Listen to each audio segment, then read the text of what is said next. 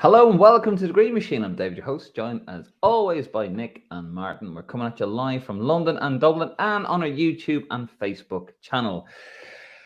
Only one place to start, lads. Stephen Kenny's squad was announced last Thursday, and you had a little talk about it amongst yourselves, didn't you? I wasn't invited.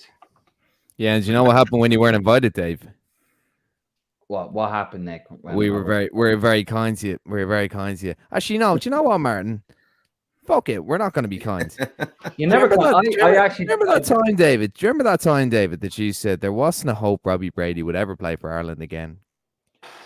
Sorry, Nick's having problems with his microphone over there. I remember that as well. Yeah, you're right there. And I think you also said about the same about Callum. Martin, too, lads. They are having some technical difficulties at the moment.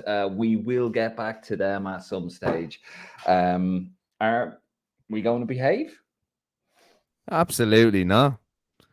Absolutely not. Nah, we will. We will. Jeez, all right, Dave. You're the boss.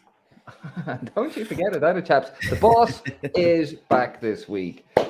Yeah, I did actually listen to your podcast, by the way. Your nice little show. But we'll have a discussion there. As always, lads, we are live and interactive. So please give us a shout if you have anything to say. Leave us a comment, get involved. You can say pretty much whatever you want, as long as you don't get sued. I have something to say, Dave. What have you got to say, Nick? Remember when you said Robbie Brady wouldn't play for Ireland again? And his microphone just keeps cutting out. It's terrible. It's all this interference, Nick. To be fair, I think you've actually moved on now. You're starting to pick on Coleman and Duffy. They're the new targets now. Are you, Dave? Perhaps. I believe in moving targets and moving said targets. No, we're gonna have a talk about it. We are going to go through the squad. We're going to go through the positions as quickly as possible, and we're going to have a little chat about it. So let's get into this, lads. I'm really looking forward to this little chat here. Hold on, where's my graphic? Where is it? Here we go. Look at that. Oh. Our boys in green. Right. So, Ireland squad. Now, obviously, we'll play Scotland this Saturday. Yeah, Saturday. Yeah, Saturday. Christ. We're. If you're going, by the way, in the comments, give us a shout. We're all going, in fact. I'm in the media section. Yep. Oh, no. Here we go. Yep. You'll have a new one, though. It'll be different now. It won't be the one. It'll be nice. Should be this tartan. Actually, I'm guessing it'll be a tartan one. Probably made out of sheep's stomach or something like that. That's actually from the Denmark game, the one that we couldn't win. That's from my very first one, actually, 2019. So, lads, let's get into it. Ireland squad for Scotland and Armenia. So it was announced on Thursday. Goalkeepers, don't think we need to have too much of a discussion there, lads. Bazunu, Travers, and the token call-up of Max O'Leary. No offence to Max O'Leary, but let's be honest, chaps. Unless there's a terrible injury crisis, although I shouldn't probably say that because we are talking about Stephen Kenny and he has the luck. He doesn't have a lot of luck. Well, he does. It's just all bad. Bazunu starts. Per Travers hasn't played for Bournemouth since the 9-0 mauling at Anfield a few weeks ago, which coincided with his manager getting the sack, him getting shoved to the bench, and an uptick in form. That lad also has no luck whatsoever. So we're all in agreement there, aren't we, chaps? Bazunu starts, yes? Yep. Yeah, 100%. Yeah. Perfect. Now, this is where it gets a bit more interesting. Defenders. Seamus Coleman, Matt Doherty, Shane Duffy, John Egan, Nathan Collins, Omobamidele. Now, he has withdrawn with a groin injury. So, Liam Scales, who was missing, he's done really well, actually. He went missing last year in Glasgow somewhere. He's now back. They found him somewhere. I think he was in a milk bottle somewhere, and he showed up at doorstep and he got rid of him. Dara O'Shea, James McLean, and the wonderful Robbie Brady, a player who, I have heaped praise on over the last few months. And, I called it, lads. I said it to you. I said it. He will be back in the team. And here he is. I must be like Mystic Meg. So, I wrote an article. Some of you watching may or may not know this, but I wrote an article for Risk London, which all three of us are members of, basically asking the question, can if Stephen Kenny does plumb, which he has for Seamus Coleman and Shane Duffy, can we justify their position in the squad? Now, maybe it was a little harsh with that, Martin. Maybe squad was too harsh. Starting lineup, though, I absolutely stand by that. Could you justify, even with Amabamadeli being ruled out, could you justify Shane Duffy or Seamus Coleman, any one of those guys starting either match coming up? The fact is, I think with the two of them, especially, I think they haven't had enough minutes on the board at the moment, and I think he'll say publicly and in press conferences that he's not worried about that, and he'll be incredibly loyal, actually picking them for the squad. But I think the time has come. I think they've got to be in the squad without a doubt. But I think the time has come to kind of take a chance now and move on from it, and kind of be consistent with the message that if you're in form and you're playing regularly for your team. I know he hasn't got that luxury with Doherty having very few minutes as well, but I think Doherty's fitness and age will go in for him, will be a benefit for him to kind of get that starting position ahead of Coleman. Amabamadeli is a big loss, but I think I wouldn't start Duffy myself. I think the other three would go in there first anyway. I think Nathan Collins is really establishing himself as probably the first name on the team sheet at the centre-back now, with the high-profile move, the good form. Obviously, his recent kung fu kick on. Actually, did you guys catch him? There's an Irish artist over the weekend. He actually came up with this here. Mart, is it? At Holly Honda 49, an on-post commemorative stamp. There he is there. Nathan Collins going in on Jack Grealish. Sorry, I'm sort of doing an audio description for our audio listeners when this does become a podcast later on. Did you see the bit of controversy around this, though? Because a certain David Snide actually took it upon himself.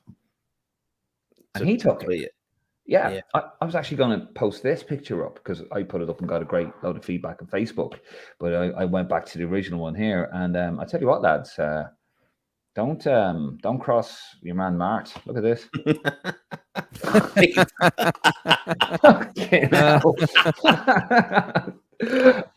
Apparently they said it's all good and everybody's happy. They've kissed and made up, but I think that was very funny. I did see that, and fair play. I mean, look, we're all on social media, quite active and stuff, and it's sometimes does kind of seem open season on things, people nicking people's ideas. Hey, Nick, and seeking credit for even like people being called up to squads.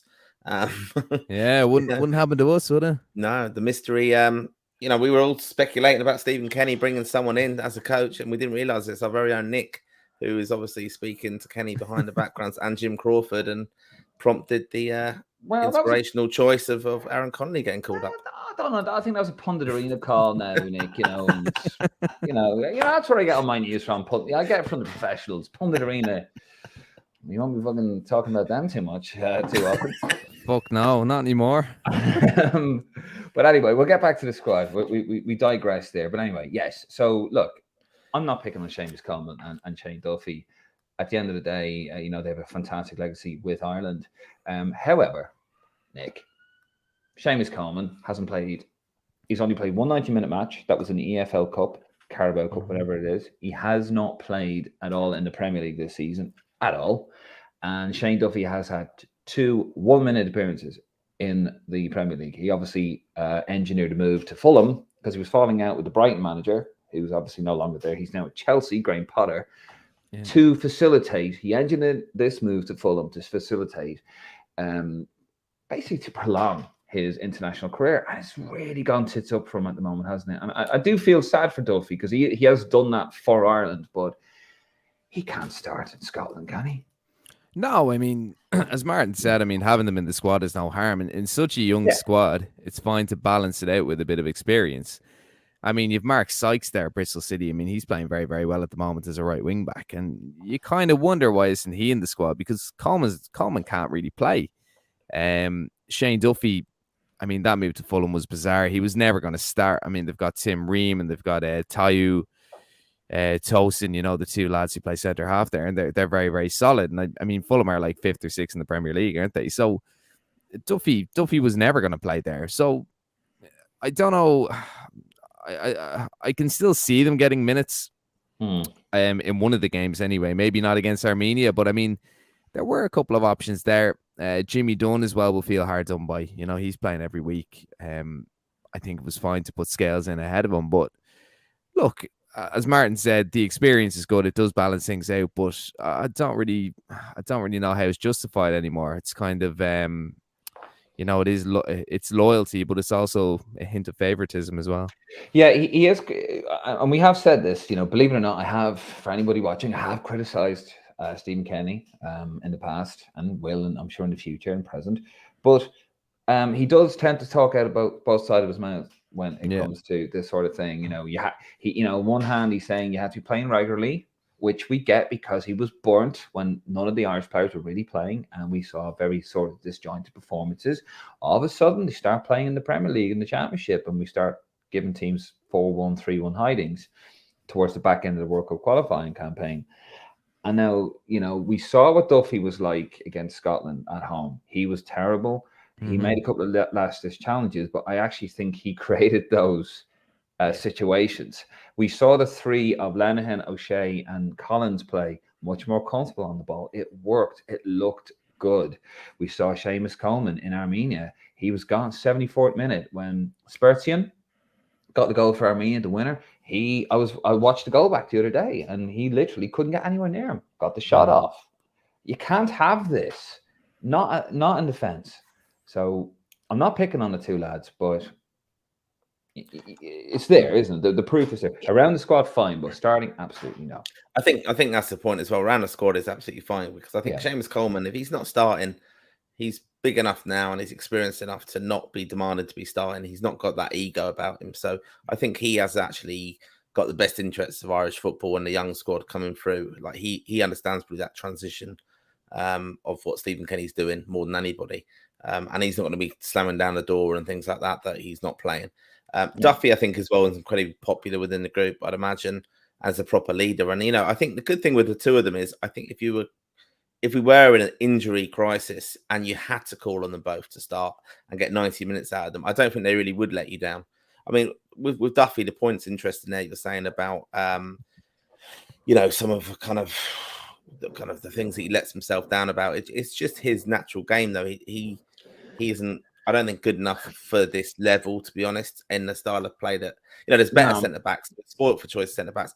He has gone down the pecking order. I think if he's going to try and play like John Egan does, bringing that ball out, I think John Egan does it better than him. Omar Bamadeli will do it better. So they're all players, I think, who are in the pecking order above him. I think he comes in there for his experience and his solidness, basically. But I don't think he's going to be starting.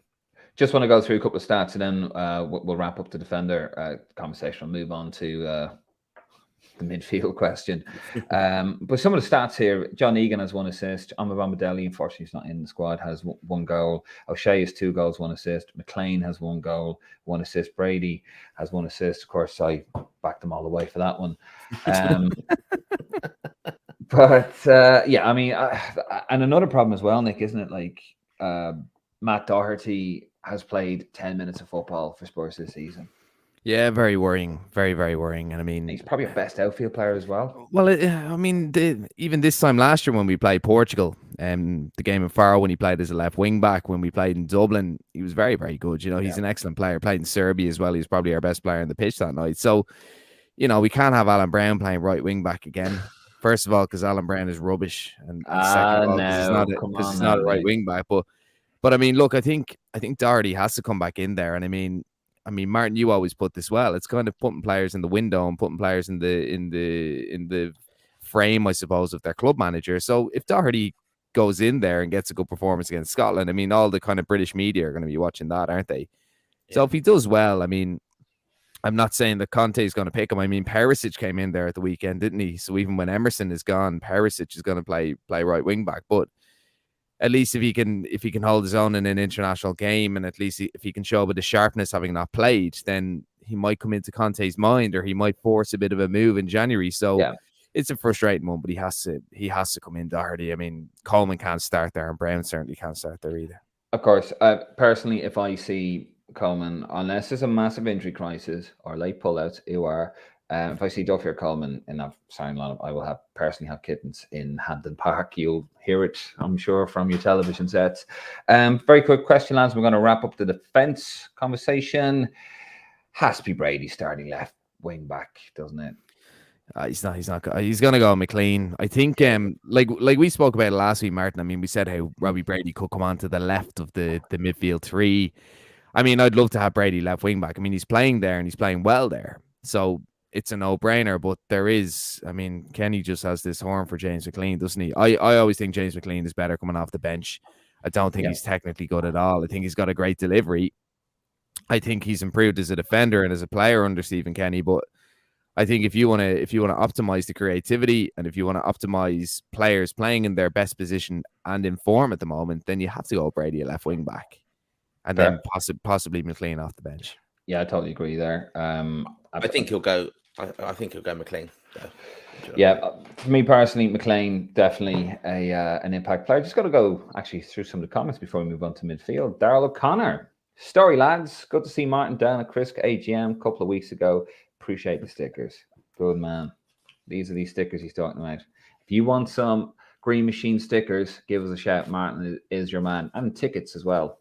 Martin's great for that. Martin Delaney. Yeah, Martin Delaney. And knock-off shirts as well, apparently. Yeah. Com gets on to us here. Late one again tonight, lads. Yeah, sorry, Com. It's just sort of real life at the moment. But we will be live. Well, I'll be live in Glasgow, so hopefully better time.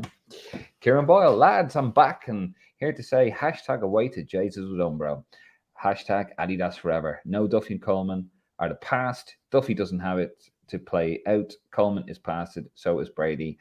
Oh, Kieran. Oh, well, you know what, Kieran? I totally agree with you. I'll be saying to these lads, you shouldn't be anywhere near the squad. Do you know what I mean? Have to front load the team with you. It ain't 2015. Here's a quick question for you, lad. Just a very quick one because we do have to move it on. Festia Baselli, not really playing for Udinese. He's back in the under 21 squad. Yeah, proper call. Manning as well. Danny McNamara. Yeah. Well, McNamara's already playing. Manning, yeah. I mean, Manning's doing well for Swansea. He scored at the weekend actually, and he was very, very good. No, I think McLean and Brady are the right call. Right back wise, as I said, Mark Sykes is the only one that's standing out for me. He's doing very well for Bristol. McNamara's just not playing, and apart from that, like Ebicelli's not playing at all. So I think a little bit like Connolly, it is the right call to bring him down to the 21s because it enhances them for the playoff. Yeah, and it also gets them a bit of game time because Ebicelli was in the senior squad for the last set of games. He could have played for the 21s, yeah, and he didn't get any games. Didn't even get. I think he was actually left out of the squad for the first one, for the first set of games. Anyway, we'll move it on. Darrell O'Connor, lanyards on, always, Darrell. I am a journalist.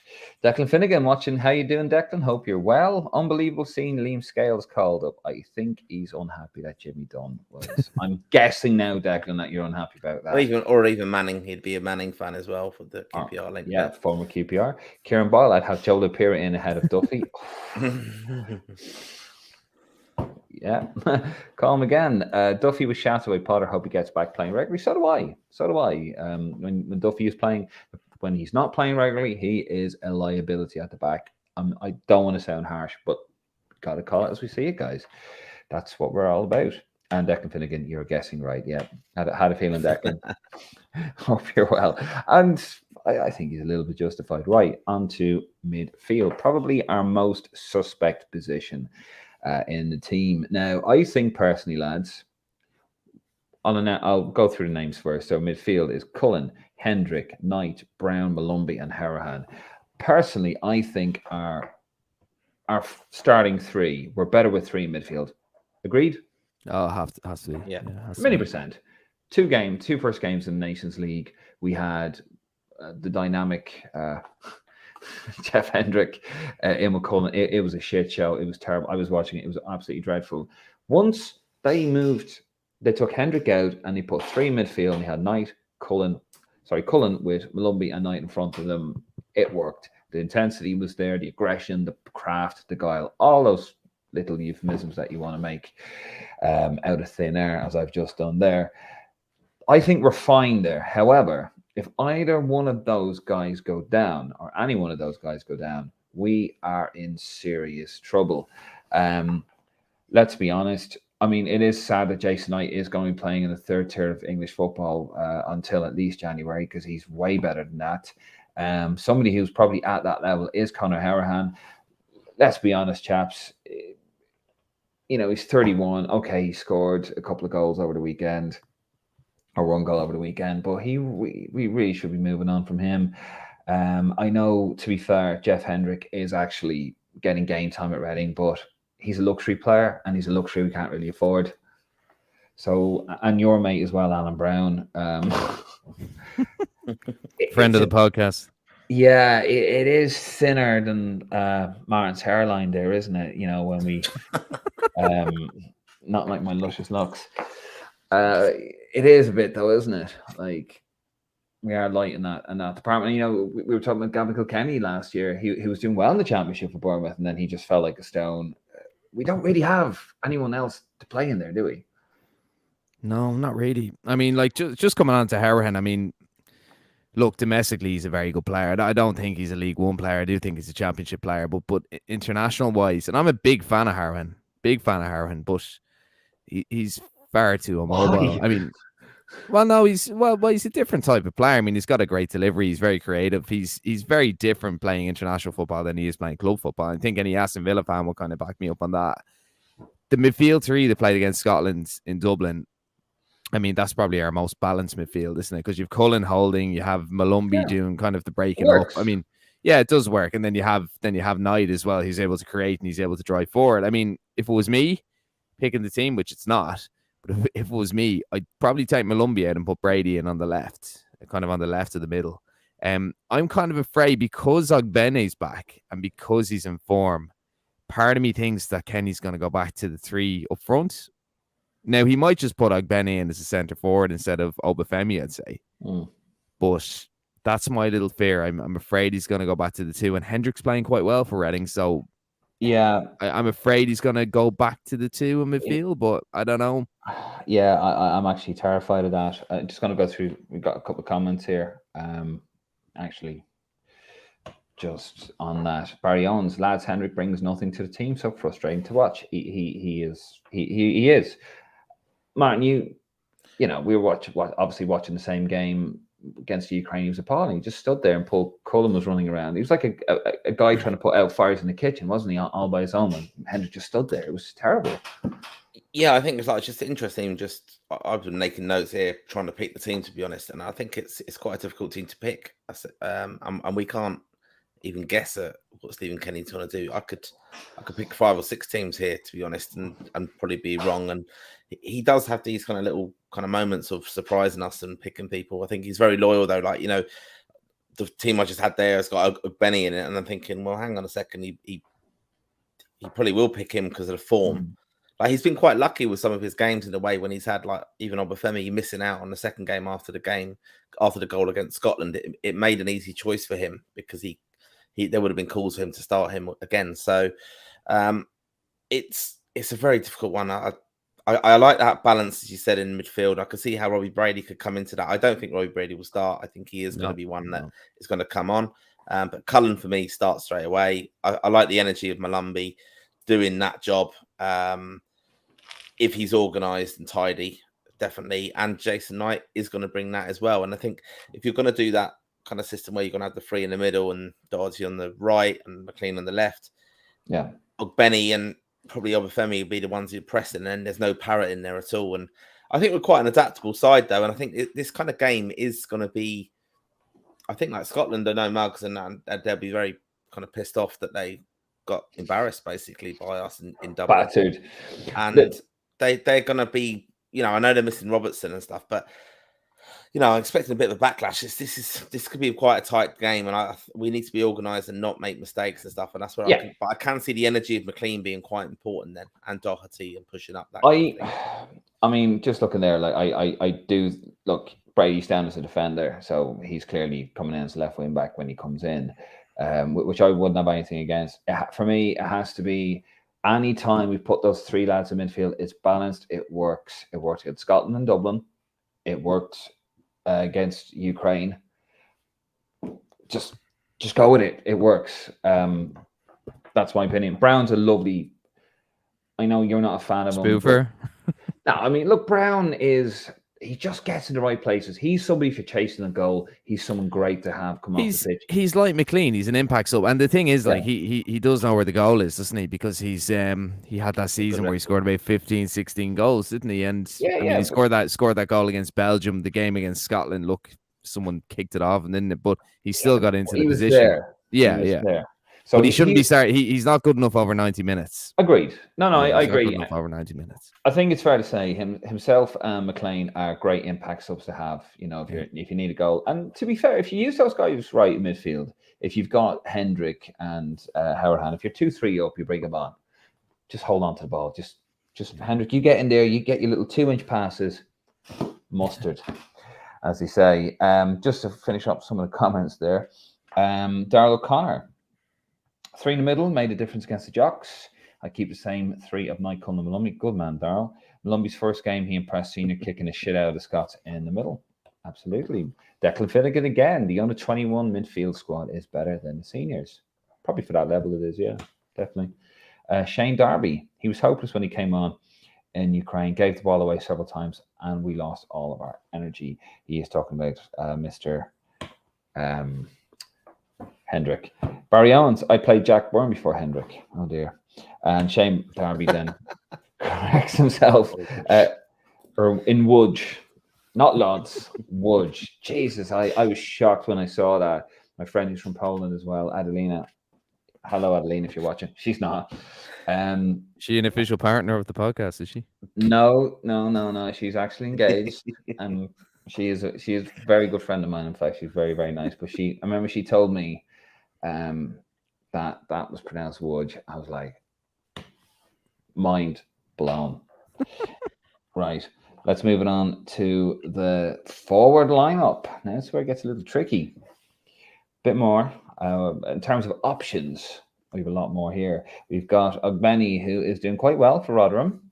Michael Obafemi for Swansea. He's having his issues at the moment. Who the manager tournament, Russell Martin, I believe his name is, dropped Obafemi. Has dropped him for the last few games because Obafemi, according to Martin, threw his toys out of the pram about a last-minute bid from Burnley. Obafemi has denied this, and Stephen Kenny even got involved and turned around and said, well, there's 2-3 sides to every story, and that went up Russell Martin's arse sideways, as you can imagine.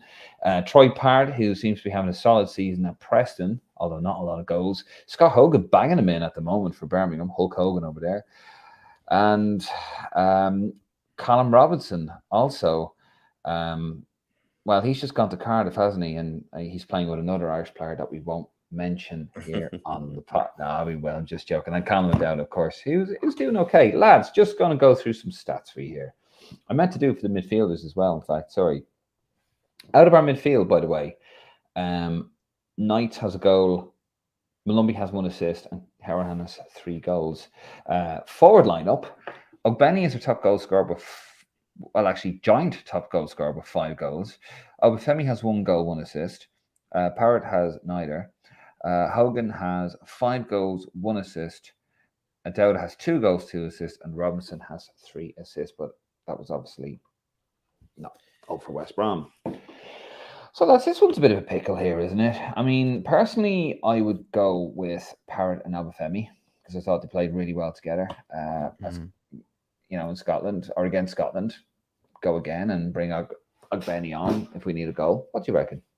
100%. I wouldn't break that up. I mean, you could see the quality with Obafemi when he drops deep, and just the way that they work together. Everyone will want everyone will want Ogbeni in, and he is in form, and he is playing as a striker now. He's playing as a wing back last year. He's playing as a striker now. So people will say, okay, maybe go Obafemi and Ogbeni. I don't know if that's balanced enough.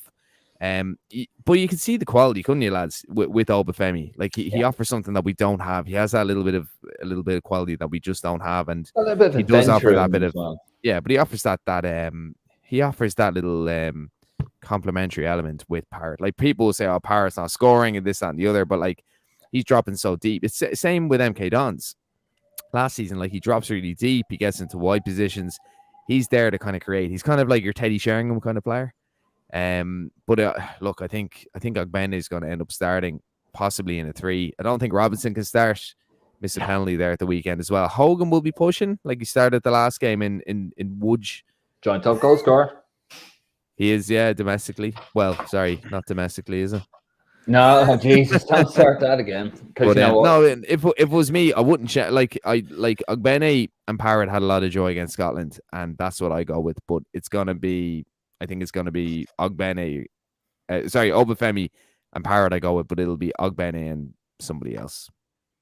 Martin? Yeah, I can actually see Hogan starting this. I just think of the type of game it's going to be up there. I think that I think the kind of for us to be expressive and kind of really break down a team will be definitely Dublin with on Tuesday. I think this game as well we'll have to do the same, but I'm expecting Scotland to come out and play, and that's where we might have to kind of play a little bit different. And I think he's name checked Scott Hogan, and he even made the point of saying that he's in really good form, obviously, but he said, he's convinced. Obviously, we didn't have VAR in the game in Dublin, and that Scott Hogan's goal was across the line, which would have been a big thing for him. He'd scored that, but I think he does like him, and he's in great form now. With goals and stuff, seems very confident. He name checked as well that John Eustace is the manager there, so he'll be familiar with him from the Irish setup, and that he's kind of done very well. Obviously, getting a hat trick. I wouldn't be surprised to see him starting. But then at the same time, Kenny does talk about having pace in the team. And that's what Ogbene, O'Dowda, Obafemi all offer is incredible pace. And Robinson, I mean, we're forgetting him as well. So, Robinson was the first striker on the starting lineup for many of us after, the hat trick and stuff. It just shows you how kind of things can change quite quickly in international football. You kind of forget their kind of success that they've had. And, I've got no problem with any of them 3 starting up front, to be honest, if he's going to go that way. I think it's quite a good little flexible kind of way of doing it. And I can see even Ogbene could easily play right wing back. O'Dowda can offer something on the left as well and the right, even left back if you did want to think about that. We've just got players who can play everywhere now. I'm quite blessed with that. I know he still was experimenting with the Brown thing and at right back, but we're very blessed with it. It's a very flexible squad, and it's a very strong squad. It's not a bad squad at all. It's actually probably the strongest squad he's announced. I mean, as you say, they very flexible players. Ogbene, Brown, McLeod. These guys, like they're so they're proper utility guys. But I mean, I'm looking at a team there, and I'll give you a comment here. Actually, Irish Football Vlog. Hello, how are you doing? He's saying 4-3-1-2 with Parrott in the 10 and Ogbene and Obafemi up front. Make it happen. Not what I would go with, but talk to your opinion. Such as it is. But for me anyway, I mean, I think there's so much there's so many options there. I mean, I would obviously go with Parrott and Obafemi, but then you've got Ogbene can come on. If you're chasing the goal late in the game. Hogan as well. He might probably start. Actually, Matt, I think you're right because he's a big unit, isn't he? And he's physical, and they might look to kick lumps out of us. He'd be perfect for that. Where Parrott might get, maybe, or Obafemi might be a bit too lightweight for that. He's a big boy himself. And Robinson too has good form for Ireland, even though he's he'd be somebody handy to come off the bench as well. So I think we've got a lot of options there up front. It's just the midfield. I think it's just really, really. It's a bit bare, isn't it? It's a bit stretched. But you happy with the squad? Well, you're delighted with it, Martin. Because the key thing he said though, I'm just checking back my notes there from when Stephen Kenny was at the Chris KGM, where I met Daryl recently, and he said that why he plays 3 at the back was basically we had no wingers. That's why it was kind of forced upon him to do that, and now. Well, we do have wingers now, so I could see him actually doing 4 now, going 4 at the back and saying, right, well, because we do have wingers who can do that. Yeah. So I'd love to see him go 4. I really would love to see him go 4. Yeah.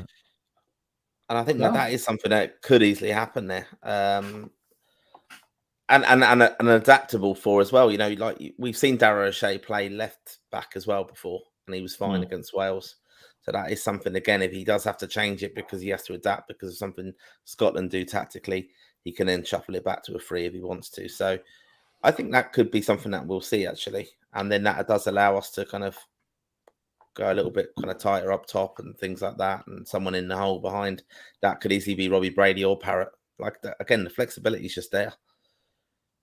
It is. It's very, very good squad actually, and as you can see there, so quite happy with that. Even though I wasn't happy with two lads being brought in.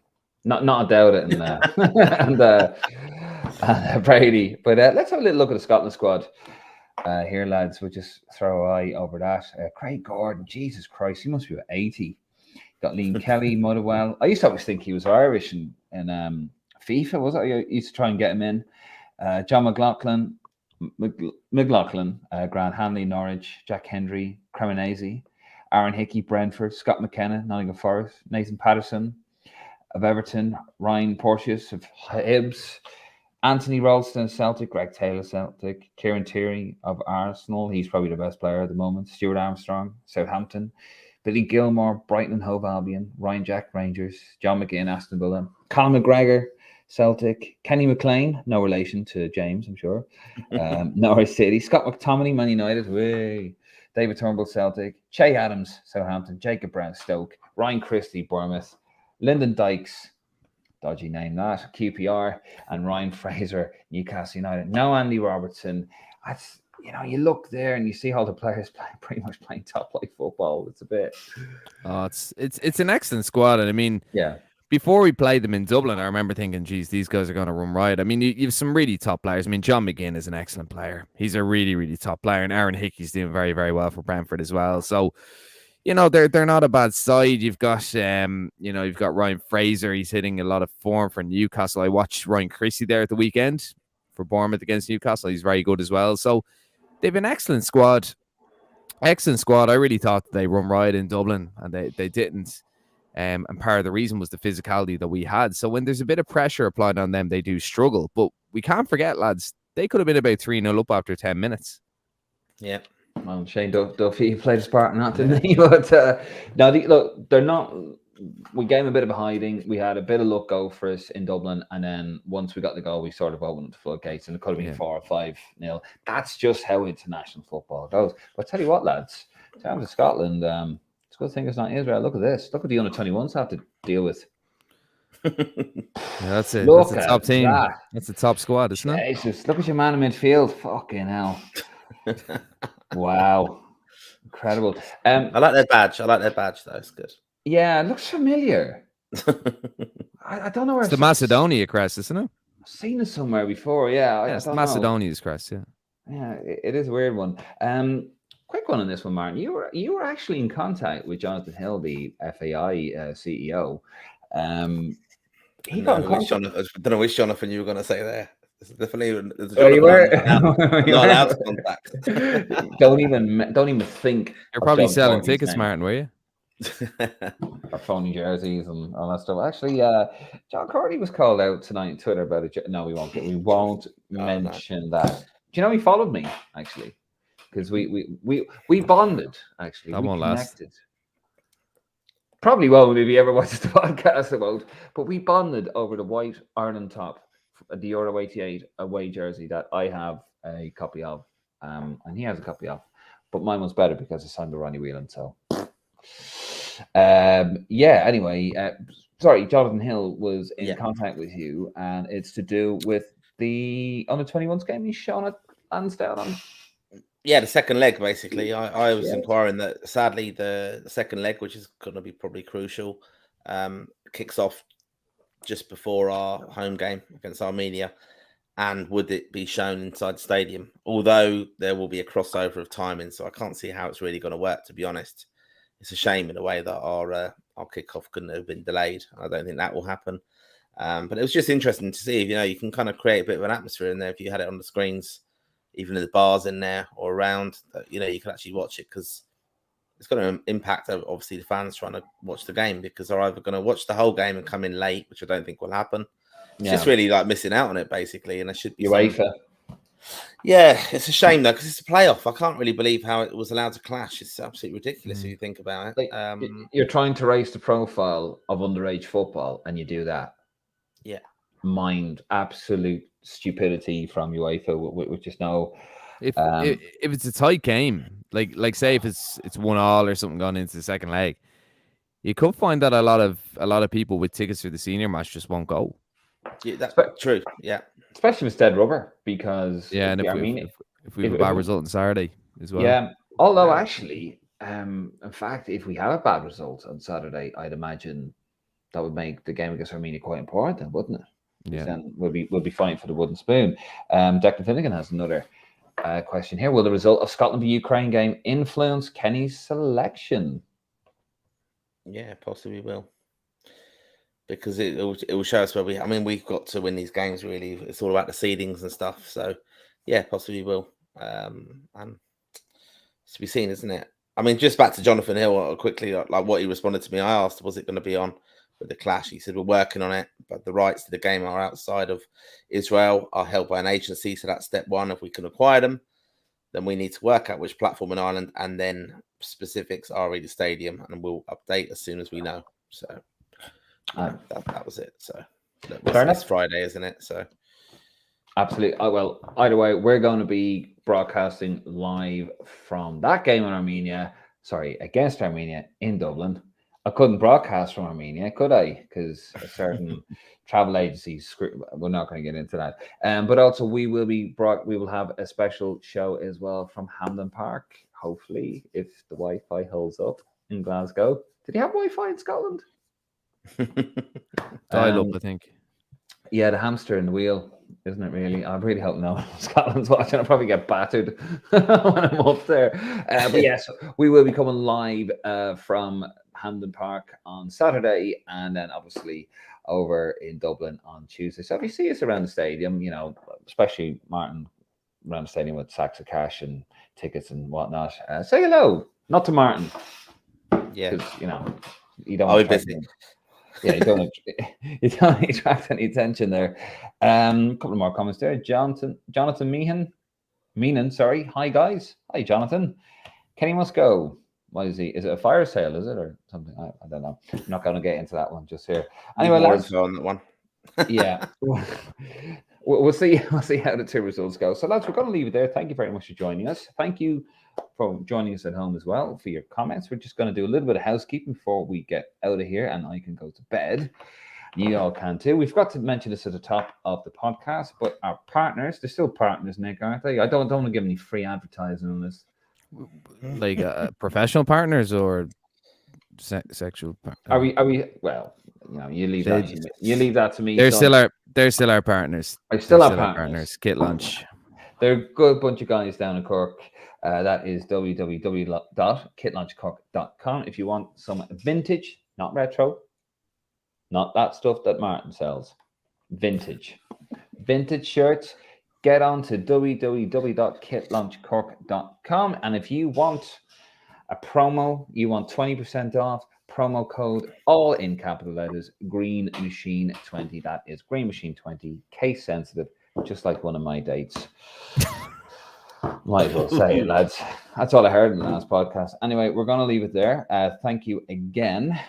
Please give us a shout over at Facebook /the GM podcast. Easy for me to say. Give us a cheeky little follow over at lansdowneroad.ie. There will be an audio version of this podcast available on the greenmachinepodcast.com. That is greenmachinepodcast.com. But of course, you can get all of our episodes on our site or anywhere you get your podcast from. Give us a little review. Give us a little 5-star review. Go on. Might be some stickers in there for you. Lads, we're going to leave it there. Thank you so much again. We will see you on the next one. When will the next one be, lads? Will it be in Glasgow? I think we'll have to do something before that with the demand from the fans, basically. And like it's a really good point that Declan made there about the Wednesday match, Scotland Ukraine. I mean, that's going to be one that all Irish fans will be following as well. And then obviously kicks into the under-21 game on the Friday.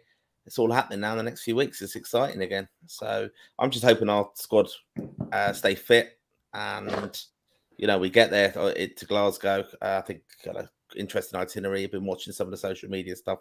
Quite impressive, actually. Some of they certainly know, the FAI media people. They know what the fans want, showing like James McLean chatting with Nathan Collins about the assault sort of just shoving them in there. Get